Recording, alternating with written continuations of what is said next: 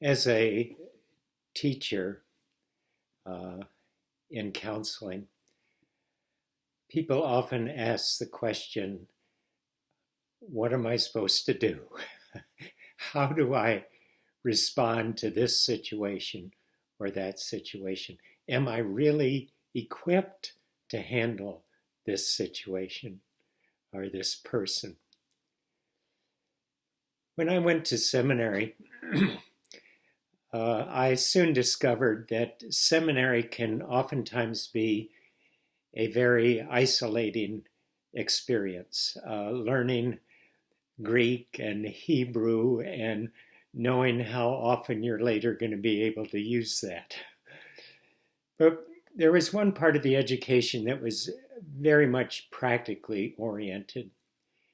And that was that between our first and second years in seminary, and seminary was a 3-year experience, but between the first and the second year, we were put in internship assignments. And these assignments were usually in very worldly kind of settings. And I was going to a seminary in Alexandria, Virginia, just outside of Washington, D.C. And my assignment was to work at a place called D.C. Children's Center. And this was a very large campus divided into two halves. One half was for what was then labeled juvenile delinquents. We don't use those words very much anymore.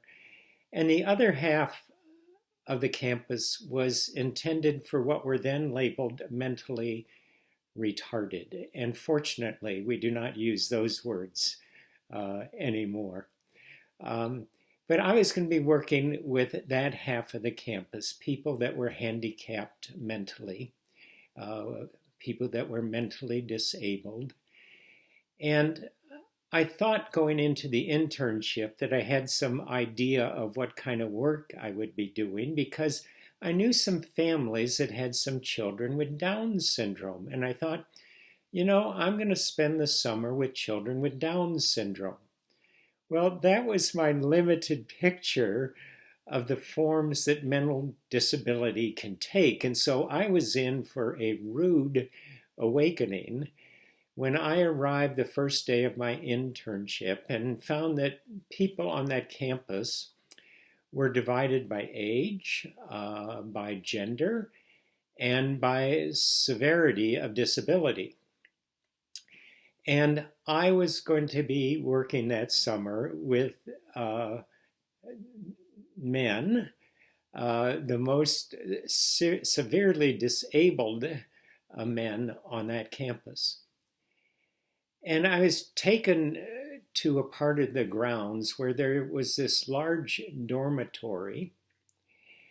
And the dormitory was surrounded by a cement yard, all of which was surrounded by a cement wall.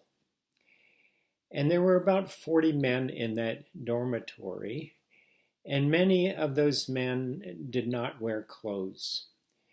If you put clothes on them, they would just rip the clothes off.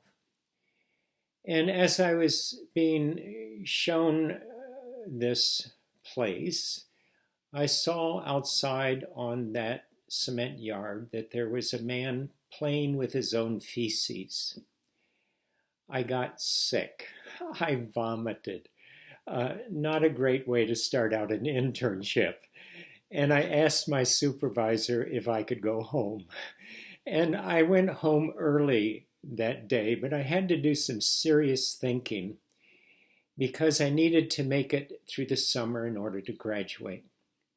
So I mustered what little courage I had and went back and spent the summer with those 40 or so some men. And two of the men I became quite fond of. They went by the names of Bob and Fred. And every day, Bob and Fred would be seated next to one another on this cement bench, and they would be pushing and shoving one another and giggling.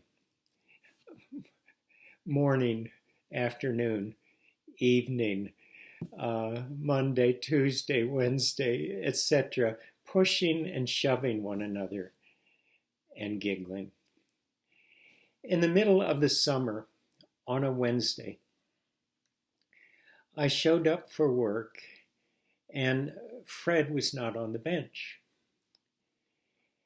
And I asked the staff, where's Fred? And I was told that Fred had died that night. On the bench was Bob, pushing and shoving empty space and crying. That was Wednesday. That was Thursday. That was Friday. Pushing and shoving empty space and crying.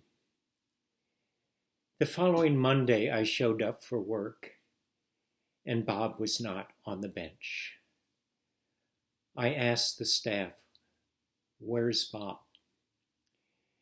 And I was told that during the weekend, he went up to one of those cement walls and beat his head on the wall until he lost consciousness.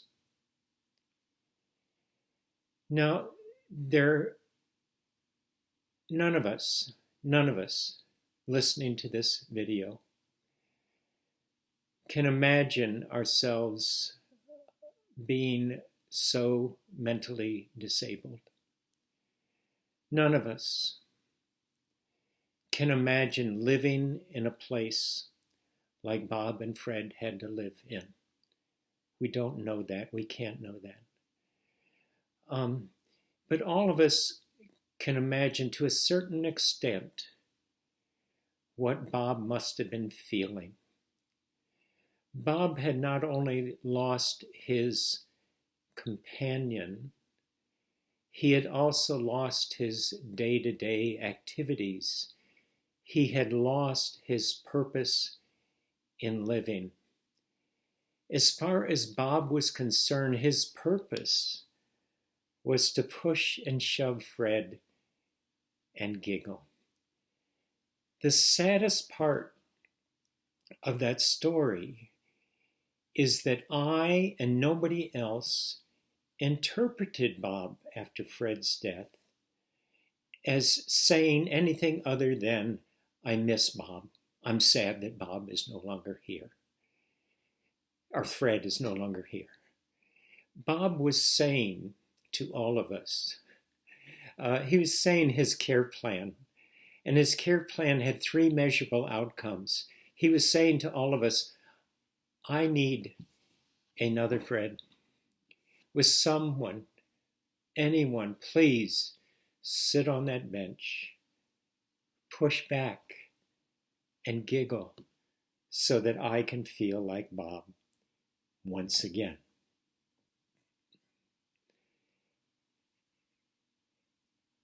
I've got 3 master's degrees in counseling. I've written 8 books on counseling. And I've discovered through my work of being with people that are struggling, that are in pain, that have troubles, that what they most want from me has nothing to do with my master's degrees, has nothing to do with any of the books I've written. What people most want from me is for me to sit down beside them and accept them for who they are and what they are feeling. And that is something that anyone can do, and all of us are called to do. And this is what people most want. They want to be accepted for who they are. They want somebody to sit next to them and to hear what they're all about, to witness their feelings and not run away, to not ask their supervisor, can I go home? But to just be with people, there in that moment.